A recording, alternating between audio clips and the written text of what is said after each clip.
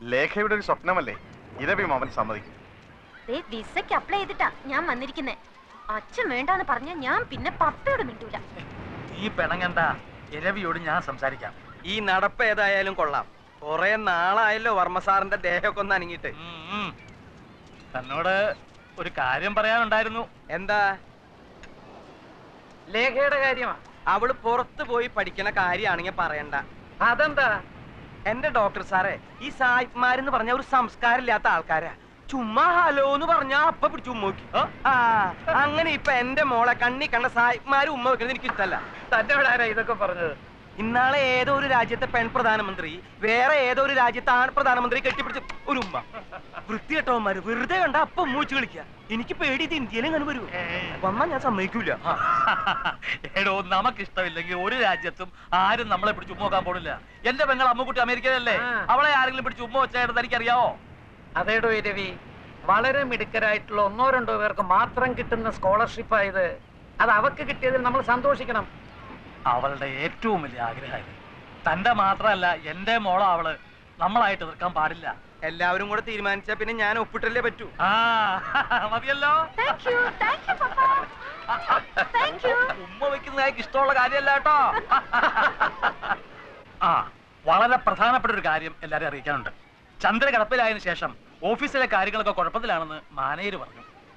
ഉത്തരവാദിത്തമുള്ള ആരെങ്കിലും managing director സ്ഥാനത്ത് വേണം. ആൽഫി ഇനിയിപ്പോ അന്യനല്ലല്ലോ, അതുകൊണ്ട് അയാളെ മാനേജിംഗ് ഡയറക്ടർ ആക്കാൻ ഞാൻ തീരുമാനിച്ചു.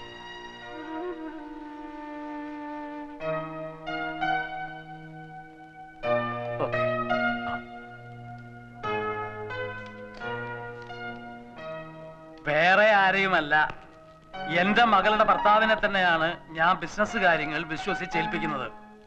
വേറെ ആരെയാ ഞാൻ വിശ്വസിക്കേണ്ടത്?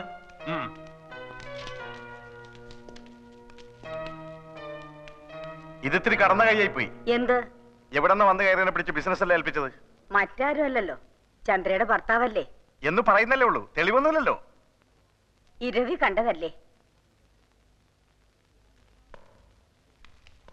ഇരവിയും കുഴവിയും അമ്മിക്കല്ലും ചേർന്ന് കുടുംബം തല്ലിച്ചതൊക്കെയായിരുന്ന മതിയായിരുന്നു. ഓഫീസിലിരുന്ന് അവിടുത്തെ കാര്യങ്ങളൊക്കെ നോക്കാൻ അധികാരം കൊടുത്തു എന്നല്ലാതെ തൊത്തൊന്നും എഴുതി കൊടുത്തില്ലല്ലോ. ഇതെങ്ങാനും ചത്തുപോയാ ഉള്ളതെല്ലാം വാരിക്കൊണ്ട് അവൻ പോവും. വെറുതെ അതും ഇതും പറയാതെ അവളെല്ലാം കണ്ടോണ്ടും കേട്ടോണ്ടും കിടക്കുക. ചന്ദ്ര കേക്കട്ടെ, ഉള്ളതല്ലേ പറയുന്നത്. എനിക്ക് അവനെ കണ്ടിട്ട് തീരെ പിടിക്കുന്നില്ല. നിന്റെ പോലീസ് കണ്ണ, അതിന്റെ കുഴപ്പാ. ഒന്ന് ഞാൻ പറയാം, കാര്യങ്ങൾക്കെല്ലാം വ്യക്തമായ ഒരു തീരുമാനം ഉണ്ടാകാതെ നമ്മൾ ആരും ഇവിടുന്ന് പോകുന്നില്ല. വിരലടയാളം മതിയോ? കയ്യൊപ്പ് വേണ്ടേ? ഇടോ, കൈകൊണ്ട് ഒപ്പിടാൻ വയ്യാത്തത് കൊണ്ടാണ് വിരലടയാളം എടുത്തത്. ആൽഫിയെ മാനേജിംഗ് ഡയറക്ടറായി അപ്പോയിന്റ് ചെയ്തിട്ടുള്ള അവളുടെ ഓർഡറാണിത്. ഇത് ഇന്ന് തന്നെ ഓഫീസിൽ കൊടുക്കണം. കോപ്പി എടുത്ത് എല്ലാ ബാങ്കുകൾക്കും അയച്ചു കൊടുക്കണം. ഇരവിക്കെന്താ ഒരു അഭിപ്രായ വ്യത്യാസമുള്ളത് പോലെ? ഇനി ഞാനൊരു സത്യം തുറന്നു പറയട്ടെ. ഈ തീരുമാനം എന്താ? അപ്പൊ നാളെ തന്നെ ആൽഫി ഓഫീസ് ജോയിൻ ചെയ്യണം. നാളെ പിന്നെ എതിർത്തൊന്നും പറയരുത്. നിങ്ങളുടെ കാര്യത്തിൽ ആദ്യമായിട്ട് ഞാൻ എടുക്കുന്ന തീരുമാനമാണിത്. ഇപ്പൊ തന്നെ വിളിച്ചു പറഞ്ഞേക്കാം ഓഫീസിലേക്ക്.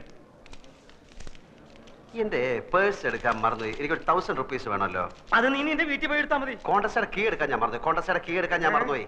എന്താടാ മരപ്പട്ടി നോക്കി നിക്കണേ? 1000 രൂപ എടുത്ത് ഇയാളുടെ അണ്ണാക്കിലേക്ക് തിരികെ. അല്ല, ഇതിപ്പോ ഏത് കണക്കിൽ എഴുതുന്നത്? എന്റെ അമ്മൂമ്മയുടെ 16 അടിയന്തരം നടത്തി എന്നുള്ള കണക്കിലങ്ങടെ എഴുതിയാ മതി. എനിക്ക് വയ്യ, ഞാൻ മരിക്കാൻ പോവാ. അല്ല, ഈ കോണ്ടസ എന്ന് പറഞ്ഞ കാറല്ല? കാറല്ലടാ.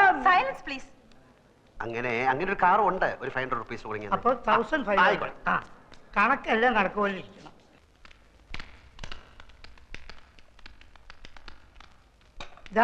സാരി ഇവിടെ വെച്ചിട്ടുണ്ട്.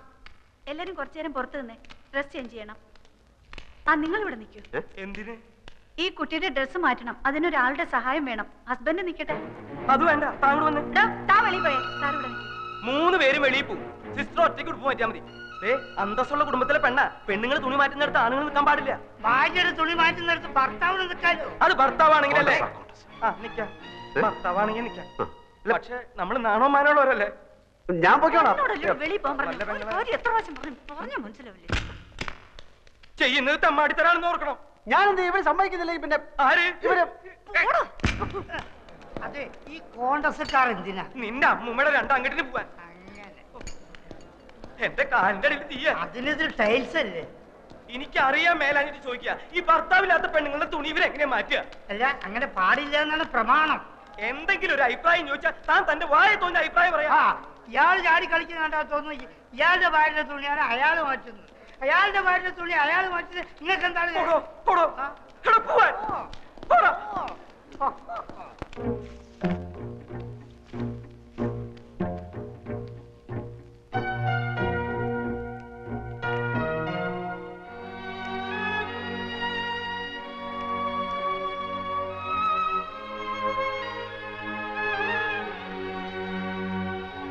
ഉടുപ്പിന്റെ അറ്റത്ത് പിടിച്ച് താഴേക്ക് വലിച്ചാൽ മതി, ഊരി പോന്നോളും. ബോഡി ഞാൻ ഉയർത്തി തരാം.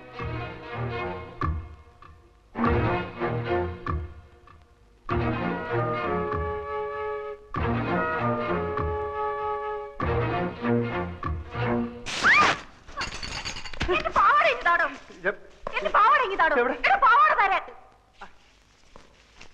ഇറങ്ങി പോടോ വെളിയില്.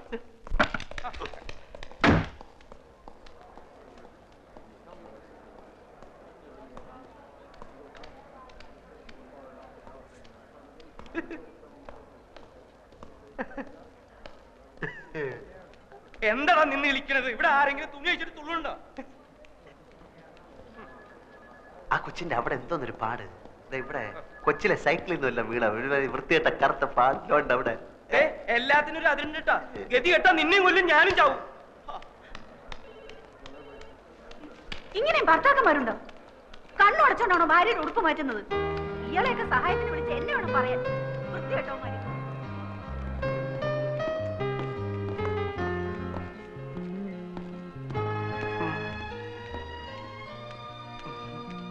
ഇപ്പൊ മനസ്സിലായോ പിള്ള മനസ്സിൽ കള്ളമില്ലെന്ന്? അതിന് നീ നായരല്ലേ? അതേടോ, നല്ല അന്തസ്സുള്ള ഇല്ലത്തെ നായരാ, അല്ലേ കാണായിരുന്നു. അപ്പൊ അത്ര വിഷമുള്ള ജാതി അല്ല.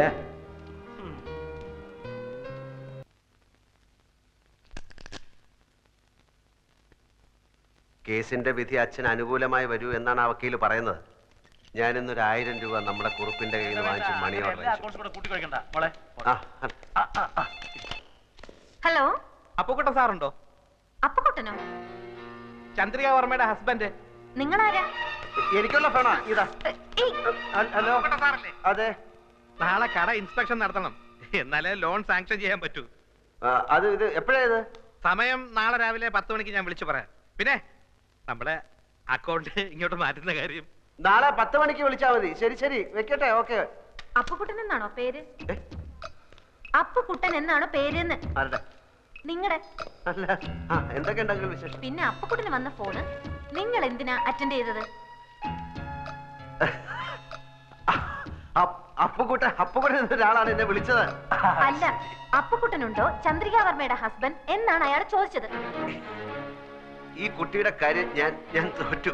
അപ്പുക്കുട്ടനാണ് വിളിക്കുന്നത്, ചന്ദ്രവർമ്മയുടെ ഹസ്ബൻഡ് ഉണ്ടോ എന്നാണ് ചോദിച്ചത്. എല്ലാ കാര്യം തലതിരിഞ്ഞേ കേൾക്കൂ. വിട്ടി കൂഷ്പണ്ടോ, എല്ലാത്തിനും ഡൗട്ടാ.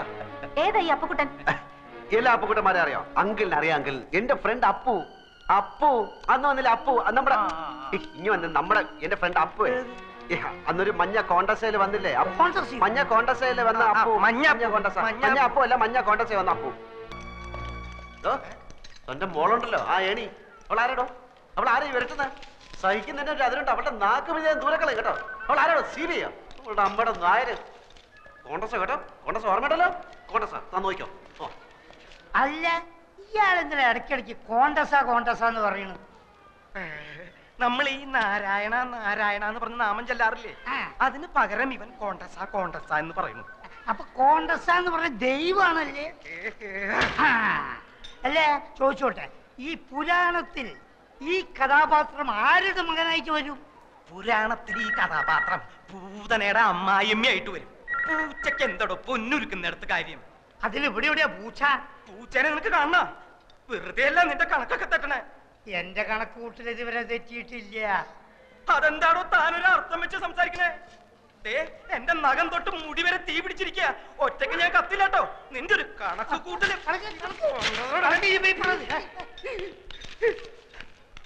എന്റെ മോൾ എന്നാ ഒന്ന് നടക്കുക എന്റെ ഡോക്ടറെ? ഒന്ന് അനങ്ങിയാ ഞങ്ങൾ ഓടിച്ചു കാണിക്കില്ലേ? വെറുതെ കരഞ്ഞ് ആ കുട്ടിയെ കൂടുതൽ വിഷമിപ്പിക്കരുത്. ചന്ദ്രയെ സന്തോഷിപ്പിക്കുന്ന ഒരു വാർത്ത എന്റെ കയ്യിലുണ്ട്. എന്താ അത്? ചന്ദ്രയുടെ ഒറിജിനൽ ആൽഫിയെ ലേഖ കണ്ടുപിടിച്ചു. ഇതാ. ഞാൻ നോക്കാം.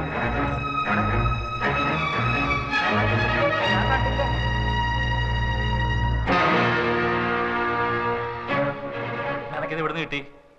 ചന്ദ്രയുടെ ഫ്ലാറ്റിൽ നിന്ന്. ബാക്കി ഫോട്ടോസ് നശിപ്പിച്ചിരുന്നു. ഇത് ഒളിച്ചു വെച്ചിരുന്നത് കൊണ്ട് നശിപ്പിച്ച ആൾക്ക് കണ്ടുപിടിക്കാൻ പറ്റിയില്ല. ആരേത്? ആൽഫി. ആൽഫി. ആൽഫിയെ നേരത്തെ കണ്ടിട്ടില്ലാത്തവരെല്ലാം കണ്ടോളൂ. ഇത് നമ്മുടെ രാമേന്ദ്രനല്ലേ? അതെ. അമേരിക്കയിലുള്ള അമ്മുക്കുട്ടിയുടെ മോനെ ഇവള് കണ്ടിട്ടില്ലല്ലോ. അതെ, അത് തന്നെ ഞാനും ആലോചിക്കുന്നത്. ഇവൻ കഴിഞ്ഞ പ്രാവശ്യം ഡൽഹി വന്നിരുന്നപ്പോ ചന്ദ്ര കാണാൻ പോയില്ലേ? അപ്പ എടുത്ത ഫോട്ടോ ആവും. ചന്ദ്രയുടെ മുറച്ചേർക്കനാ. പഠിച്ചതും വളർന്നതും ഒക്കെ അമേരിക്കയിലാ. രാമേന്ദ്രനെ കൊണ്ട് ഇവളെ കെട്ടിപ്പിക്കണമെന്ന് അവന് വലിയ ആഗ്രഹമായിരുന്നു. അതെ, അപ്പോഴല്ലേ ഈ നസ്രാണി വന്ന് ഇവളുടെ മനസ്സിൽ ചേക്കേറിയത്. എന്നാലും ഇപ്പൊ എനിക്കിത് വിഷമമൊന്നുമില്ല കേട്ടോ. ഞാനല്ലല്ലോ ആൽഫി, ഈ കാണുന്നതാണല്ലോ ആൽഫി. ഈ ഒക്കെ ഇംഗ്ലണ്ടിൽ പോയി പഠിക്കാൻ ആരാ സ്കോളർഷിപ്പ് കൊടുത്തത്? ഇവളൊക്കെ ഡോക്ടറായുണ്ടല്ലോ, ഈ ബ്രെയിൻ ഓപ്പറേഷന് വരുന്നവരുടെ ഈ കിഡ്നി എടുത്ത് തല വെച്ച് കൊടുക്കാം. ഇയാളെന്താ ഒരുമാതിരി മുള്ളു വെച്ച പോലെ വർത്താനം പറയുന്നത്? നീ ഈ പാവത്തിന് 1.25 ലക്ഷം രൂപ പറ്റിച്ചു അല്ലേ?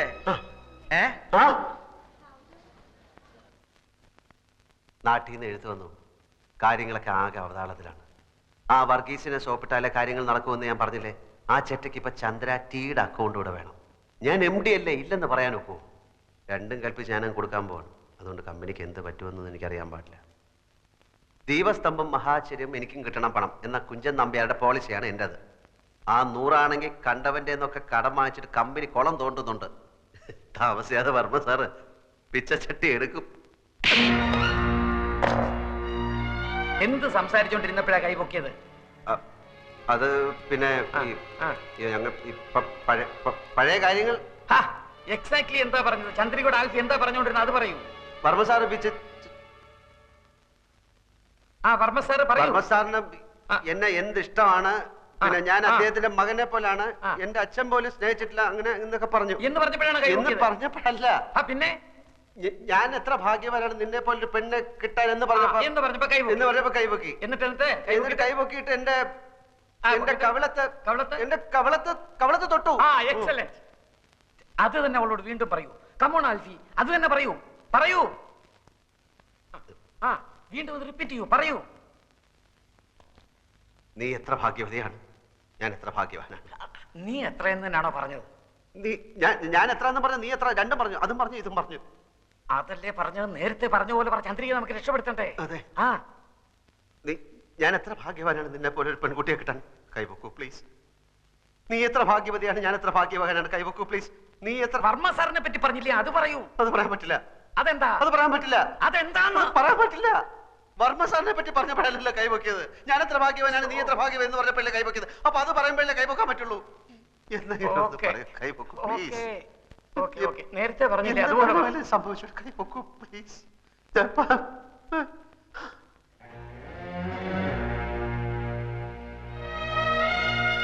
സോറി, ഏതോ ഒരു ഇമോഷണൽ മൂഡിലായിരിക്കും കഴിയുന്നത്. ആ ഇമോഷനിലേക്ക് തിരിച്ചു വരുന്നില്ല. ഇനിയിപ്പോ കാത്തിരിക്കുക നിവൃത്തിയുള്ളൂ. എങ്കിലും പ്രതീക്ഷയ്ക്ക് വക കൂടിയിട്ടുണ്ട്. ഞാൻ പറഞ്ഞില്ലേ, ഇനിയല്ല ആൽഫിയുടെ കയ്യില. എന്താ സമ്മതം കിട്ടിയോ? കിട്ടി. അതേതായാലും നന്നായി. ഇല്ലെങ്കിൽ നീ പോയാൽ ഇയാളിനെപ്പോഴായി കൊന്നേനെ. കോണ്ടസാ റിപ്പയർ അല്ലേ? അവക്ക് രാവിലെ പോകാൻ ടാക്സി അറേഞ്ച് ചെയ്യണം. ഇപ്പൊ തന്നെ എന്റെ ആവി പോയാനെ.